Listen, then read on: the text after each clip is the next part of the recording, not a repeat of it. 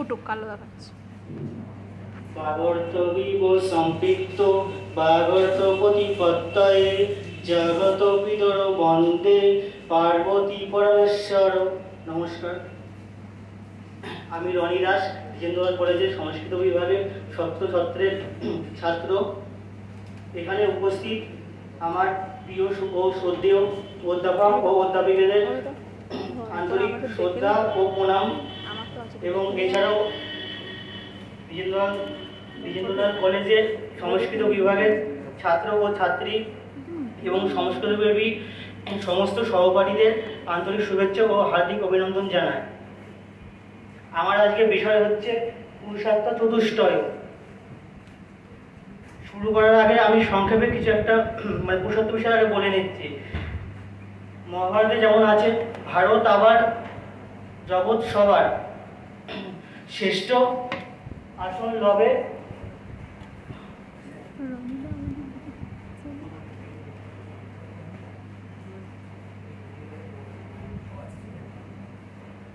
মহাভারতে আছে, ভারত আবার জগৎ সবার শ্রেষ্ঠ আসন লবে, যবে ধর্মে মহান হবে কর্মে মহান হবে। আমার এই বিষয় হচ্ছে ধর্ম। এবার প্রশ্ন হচ্ছে যে বিষয়টা হচ্ছে পুরুষার্থ কি? পুরুষার্থ হচ্ছে 4 প্রকার: ধর্ম, অর্থ, কাম, মোক্ষ। এই ধর্ম, অর্থ, কাম ও মোক্ষ হচ্ছে আমাদের জীবনের আমাদের জীবনের চলাচলের 4টি উপায়। এই আমাদের জীবন চলাচল করতে গেলে এই 4টি বিষয় আমাদের অত্যন্ত গুরুত্বপূর্ণ। আমাদের এখানে ধর্ম বলতে ধারণ করা, যা ধী ধাতু থেকে উৎপন্ন। এই কথাটি ধারণ করা বা পালন করা।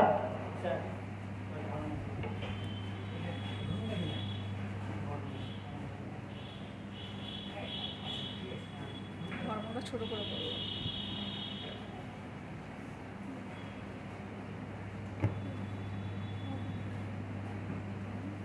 প্রত্যেকটি মানুষের জীবনে কোনো কর্তব্য থাকে, এই কর্তব্যকে যে পালন করা হয়, এই পালন করাটাই হচ্ছে বলে ধর্মের উদ্দেশ্য। এই কর্তব্য পালন করা হচ্ছে ধর্মের উদ্দেশ্য। যেমন ছাত্র জীবনেও অনেক কর্তব্য থাকে, যেমন সেবা করা, পড়াশোনা করা। এইগুলি হলো ছাত্র জীবনের ধর্ম। এই ধর্মগুলো শাস্ত্র আকারে ব্যাখ্যা করতে গেলে যেমন বোঝানো যাচ্ছে যে পুরুষার্থের মধ্যে সর্বাধিক প্রথম যে উপায়টি হলো সেটি হলো ধর্ম।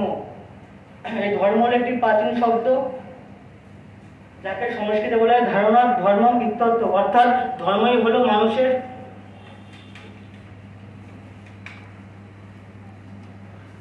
ধারণ ও সমাজকে রক্ষা করে। মনুসংহিতাতেও বলা হয়েছে, বেদ স্মৃতি সদাচার যশ্চ চ প্রিয়ং আত্মনঃ এতস্য চতুর্বিধম প্রাহু সাক্ষাৎ ধর্মস্য লক্ষণম। এখানে ধর্মের বৈশিষ্ট্য অনেক ব্যাখ্যা করা আছে, যেমন বেদ, স্মৃতি, শিষ্ট, ব্যক্তির আচরণ ও নিজের সুখ। এই 4টি হলো ধর্মের বৈশিষ্ট্য। একথা সত্য যে নানাবিধ প্রয়োগ থাকা সত্ত্বেও পুরুষার্থের প্রেক্ষিতে ধর্ম শব্দটি ব্যবহার করা হয়, যা এবং ধর্মকে কর্তব্য বা পালনরূপও ব্যবহার করা হয়। মহাভারতে তাই এই ধর্মকে বেদ ও ধর্মের উপর প্রতিষ্ঠিত করা হয়েছিল। ধী ধাতু অর্থাৎ যা ধারণ করা। এই ধারণ করা বলতে সামাজিক, আমাদের সামাজিকে যেমন মানুষ যেমন ধারণ করে, চিন্তাধারা যেমন অনুযায়ী ধর্ম প্রতিটি মানুষকে ধারণ করতে পারে না। ব্যক্তি ও সমাজের অস্তিত্ব অনুযায়ী ধারাবাহিক ও ধর্ম পালনের কর্তব্য। বিনিষ্ট হলে বিনাশকারী বিনাশ করে। এই ধর্ম বিনিষ্ট হয় আবার বিনাশও হয়। ধর্ম শুধু পালন তা নয়, চতুর্বিধ পুরুষার্থের মধ্যে এই ধর্ম হলো একটি উল্লেখ্য একটি উপায়। ধর্মকে বিভিন্ন বর্ণের ভেদে 5 প্রকারে ভাগ পায়, যেমন বর্ণ ধর্ম, আশ্রম ধর্ম, তারপরে হচ্ছে বর্ণাশ্রম ধর্ম, নৈমিত্তিক ধর্ম, গুণ ধর্ম প্রভৃতিগুলি আমাদের মানব সমাজে বিশিষ্ট উল্লেখযোগ্য রূপে পরিণত হয়। এই ধর্মের উপর মনুসংহিতায় সাধারণ ধর্মের উল্লেখ করা যায়, যেমন ধীতি, ক্ষমা, দম, অস্তেয়, শৌচ, ইন্দ্রিয় নিগ্রহ, ধী, বিদ্যা, সত্য, অক্রোধ। এগুলো ধর্মের গোষ্ঠী ছাড়াও এই যে বৈশিষ্ট্যগুলো আছে এগুলো মানুষের জীবনে পালন করার জন্য অতি আবশ্যক। যেমন ধীতি, নিজের প্রতি অবিচল ও নিষ্ঠা। ক্ষমা, অপরাধ মার্জনা, অপরাধীকে যেমন ক্ষমা করা হয় আবার অপরাধীকে শাস্তিও দেওয়া হয়, এটা হচ্ছে ক্ষমা। দম, সহনশীলতা। অস্তেয়, অন্যের দ্রব্য অপহরণ না অথবা তার প্রতি লোভ না করা, শৌচ পরিচ্ছন্নতা, দৈহিক ও মানসিক সুচ্ছতা, ইন্দ্রিয় ও নিগ্রহ, ইন্দ্রিয়কে নিজের নিয়ন্ত্রণ রাখা, যার শক্তি ও যার বুদ্ধি, বিদ্যা, জগৎ সম্পর্কে তথ্যমূলক জ্ঞান, সত্য, বিশ্বের যে ঐতিহাসিক শক্তি যা ঋত প্রকাশ হয় তাই হলো সত্য, অক্রোধ মানে ক্রোধকে বিনাশ করা, অর্থাৎ ক্রোধ বলতে রাগ, যে রাগটাকে বিনষ্ট করা। এই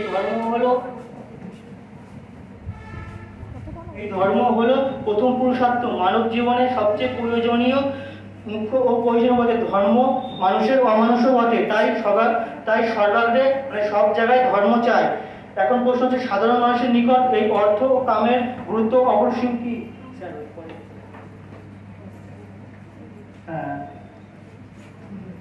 এখন প্রশ্ন, মানুষের নিকট অর্থ ও ধর্মের অপরিসীম, মানে অর্থহীন জীবন যেমন যন্ত্রণাদায়ক, আবার কামহীন যেমন সন্ন্যাসী জীবন, যেমন কামহীনে যেমন কামনা হয়।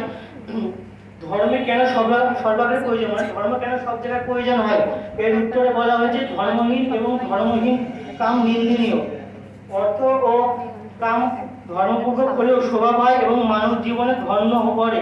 ধর্ম বর্জন যেমন তেন প্রকারে উপার্জনে ভারতবর্ষ কাম্য নয়। তাই ধর্ম, অর্থ ও কামকেও বলা হবে ধর্মের একটি মানে গুরুত্বপূর্ণ দিক। তাই অন্যরা পুরুষার্থের ধর্মকে একটি গণ্যরূপে উল্লেখ করা হয়। এর পরবর্তী উপায়টি হলো অর্থ। এই অর্থ শব্দটি অল প্রত্যয় থেকে যোগে উত্তর অর্থ শব্দটি নিষ্পন্ন হয়। অর্থ হচ্ছে বিষয়, কারণ, বস্তু ইত্যাদি নানা অর্থ বোঝায়। কিন্তু অনেকেই এই অর্থ অনুযায়ী বলে টাকা পয়সা, সম্পত্তি, অনেক সম্পদ, অনেকেই ভাবে যে এই অর্থ, কিন্তু এই অর্থ কিন্তু সেই অর্থ নয়। এই পুরুষার্থে এই অর্থ বলতে বোঝানো হয়েছে, একটি মানুষ বড় হতে গেলে তার দৈহিক যে জ্ঞানে গুণে যে তিনি যে যতটা গুণী হয়েছেন সেই গুণটাকে বলা আছে অর্থ। তাই অর্থ শব্দের মুখ্য অর্থ হলো মানুষের বৃত্তি। অর্থ শব্দের দ্বারা প্রাচীনকালে বিভিন্ন মাধ্যমকে বোঝানো হতো। কৌটিল্যে অর্থশাস্ত্রেও এই অর্থকে অর্থমূলক কামাবিধি বলা হয়েছে, কারণ এই অর্থ হলো আমাদের জীবনের মূল, কারণ অর্থ ছাড়া কিছুই সম্ভব হয় না। পুরুষার্থের দ্বিতীয় যে উপায়টি অর্থ, এই জনসাধারণের দ্বিতীয় প্রয়োজনীয় বস্তুটি হলো অর্থ, অর্থাৎ সম্পদ। বিনা জীবন আনন্দীয়, তাই জ্ঞানী ব্যক্তি জড়ামজনীনভাবে চিরকাল বিদ্যা ও উপার্জনের মাধ্যমে চিন্তা করবে, কিন্তু অর্থ উপার্জন করতে অনেক উপার্জনই লাগে। যেমন ধর্মের উপর ভিত্তি করে অর্থ উপার্জন করে, যেমন বিভিন্ন ঋষি মনীষী কবিগণ তারা বিভিন্ন বই, কাব্য, শাস্ত্র লিখেও অর্থ উপার্জন করে, কিন্তু এই অর্থ সেই অর্থ না। এই অর্থ হচ্ছে কোনো ব্যক্তি মানে মানুষকে ছোট থেকে যে বড় হওয়ার মধ্যে তার মধ্যে যে গুণটা ও যে জ্ঞানটা তৈরি হয়, সেটাই হচ্ছে এই অর্থ বোঝানো হয়েছে পুরুষার্থকে। পুরুষার্থের মধ্যে তৃতীয় উপায়টি হলো কাম। এই কাম হলো কামনা, অর্থাৎ কামনা।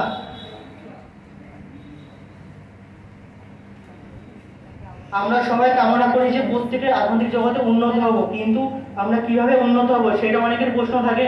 কি করে আমরা এই জগতে উন্নত হব? অনেক মহাপুরুষ, পণ্ডিত, মুনিগণ, অনেক শাস্ত্র যেমন রামায়ণ, বেদ, গীতা, মহাভারত ইত্যাদি গ্রন্থের যে বাণীগুলো, সেই বাণীগুলো মানে অবলম্বন করে তারা অনেক গুণ ব্যক্তি ও জ্ঞানে গুণী হয়েছেন, কিন্তু তারা এই বাণীগুলো অমন করে যে কামনা বাসনা থেকে যে উন্নত হয়েছেন, সেই কামনা বাসকেই বলা হয়েছে এই কাম। কারণ মহাজনরা যে পথ অবলম্বন করে সেটাই হলো প্রকৃত পথ। তাহলে আমাদের উচিত এই প্রকৃত পথকে অবলম্বন করা।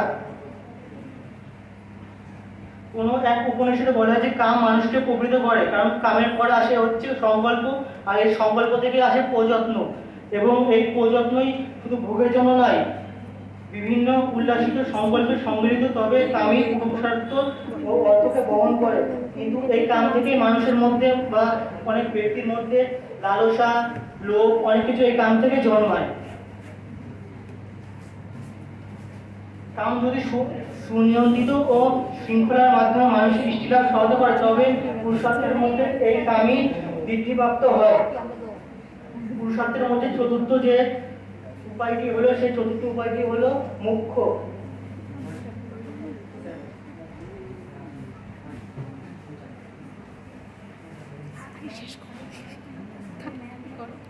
চতুর্বর্গের অন্তর্গত 4টি পুরুষার্থের মধ্যে মোক্ষকে পরম পুরুষার্থ বলা হয়েছে, কারণ মোক্ষের অভিমুখী করে তোলার অনন্ত পুরুষার্থগুলি উদ্দেশ্য। মোক্ষ লাভের মধ্যে ধর্ম, অর্থ, কাম প্রভৃতি পূর্ববর্ণিত সার্থকতা থাকে, কারণ ধর্ম, অর্থ, কাম ছাড়া কোনোদিন মোক্ষ লাভ সম্ভব নয়। কারণ প্রত্যেকটি ব্যক্তি চায় তিনি মুক্তি পেতে, তাই এই মোক্ষকে পরম পুরুষার্থ বলা হয়েছে। মোক্ষকে পরম পুরুষার্থ বলার আরেকটি কারণ আছে। আমরা জানি প্রতিটি পরম সত্য মোক্ষ, কারণ মোক্ষ থেকে সুখ লাভ হয়, কিন্তু ধর্ম, অর্থ, কাম থেকে কোনোদিন সুখ প্রাপ্তি পাওয়া যায় না, কিন্তু মোক্ষ থেকে একমাত্র সুখ প্রাপ্তি পাওয়া যায়। তাই এই মোক্ষকে সুখ স্বরূপ, এই জন্যই মোক্ষকে পরম পুরুষার্থ বলা হয়েছে। পরম এই শব্দের অর্থ নিরতিশয়, অর্থাৎ যার সুখ হয়, মানে সুখ কোনোদিন বিনষ্ট হয় না বা ক্ষয়ও হয় না। মোক্ষ শব্দের অর্থ হচ্ছে মুক্তি। মূল ধাতু থেকে ভয় প্রত্যয় যোগে মোক্ষ শব্দটি নিষ্পন্ন হয়। এটি যথার্থ পুরুষার্থে যা মানুষের যন্ত্রণার অবসান ঘটায়, যা লাভ করলে এই জগতে আসা জন্ম মৃত্যু চক্রাকার, যেমন দুঃখ কষ্ট যেমন আসে, জন্ম মৃত্যু যেমন চলতে থাকে, তেমনি বিষয়ভোগও চলতে থাকে। তাই এই মোক্ষ বিভিন্ন মুনিগণ এই মোক্ষ উপায়ের উদ্দেশ্যে বলা হয়েছে যাবজ্জনম তাবম মরণম। যাবজ্জনম তরম মরণম, মানে অর্থাৎ লক্ষ্যের মধ্যে হয়তো মানুষ মনে করবেন কর্মচক্রের মুক্তি লাভের বাসনা, কিন্তু নয়, ধর্ম, অর্থ, কর্ম এই তিনটি লাভ করার পরে একমাত্র মোক্ষ লাভ মানে সম্ভব। কিন্তু মোক্ষের যে বলা হয়েছে দুঃখের পরে আসবে মৃত্যু, কিন্তু আবার এই মৃত্যুর পরে কিন্তু মানব জীবনে যদি মোক্ষ প্রাপ্তি না হয়, আবার সেই জন্ম প্রাপ্তি সে লাভ করবে। এইভাবে কিন্তু মোক্ষ প্রাপ্তি হয় না। মোক্ষ প্রাপ্তি একমাত্র সেই ব্যক্তি লাভ করতে পারবে যে ব্যক্তির মোক্ষ সম্বন্ধে অনেক কিছু আগ্রহী হয়। যেমন তাই বলা হয়েছে চক্রবাদ পরিবর্তনতে দুঃখানি চ সুখানি চ, মানে দুঃখের পরে যেমন সুখ আসে, এবং সুখের পরেও অবধারিত ভাবে আসে দুঃখ। এইভাবেই মোক্ষ লাভের মানে প্রাপ্তি হয়। এই মোক্ষ লাভের 4টি উপায় সাধন অনুসরণ হয়, যেমন নিত্যানিত্য বস্তু বিবেক, ইহামূত্র ফল, মানে এই জগতে যতগুলো ফল, অল্প ইত্যাদি বিরাগ, সম দমাদি সাধন সম্পদ ও মুমুক্ষুত্ব। এই মুমুক্ষু কথার অর্থ যে ইচ্ছা, কারণ প্রত্যেকটা মানুষের মধ্যে যে ইচ্ছা থাকে, এই ইচ্ছাটাকেই যে প্রাপ্তি সম্ভব হয় তাকেই বলা হয় মোক্ষ। মোক্ষ মানুষকে জগৎ থেকে বিযুক্ত হবে না, জগতের প্রতি তার দৃষ্টিভঙ্গি পরিবর্তন করে।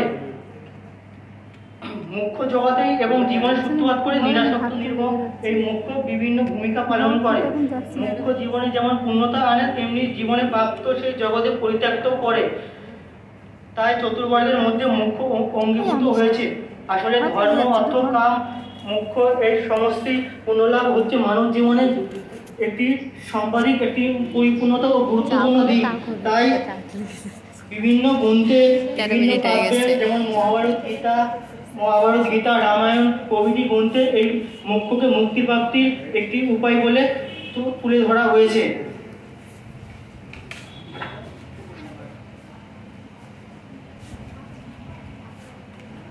উপরিক্ত আলোচনা যে পরিপ্রেক্ষিতে বলা যায় যে এই ধর্ম,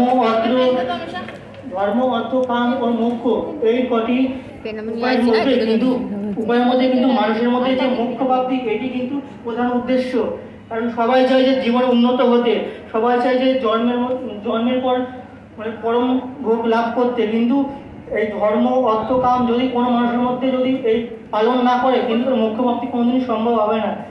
তাই প্রত্যেকটি মানুষের জীবনে 4টি স্তরের মধ্যে অতিবাহিত হয়। জীবনের 1/4 সময়ে মানুষ শিক্ষা অর্জন নিয়োজিত থাকে, পরবর্তী তাকে জীবনে একটি যোগান দেয়। এদিক থেকে বিভিন্ন মুনি ঋষিগণরা বলেছেন আজকে মানুষরা কিন্তু বহুরূপী সাজে, কিন্তু বাইরে এক ভেতরে আরেক। কিন্তু ভেতরে যদি সত্য না থাকে, যদি তারা হাজার হাজার ভান করে এবং হাজার হাজার কাজে দেখায়, কিন্তু মানুষের মধ্যে যদি ভেতরে সত্য আদর্শ যদি না থাকে, তাহলে কিন্তু সে কোনো কিছুতেই উন্নতি হবে না। এইভাবেই মোক্ষ প্রাপ্তি হিসাবে পুরুষার্থ প্রতিষ্ঠা মানে আমি ব্যাখ্যা করলাম। ধন্যবাদ।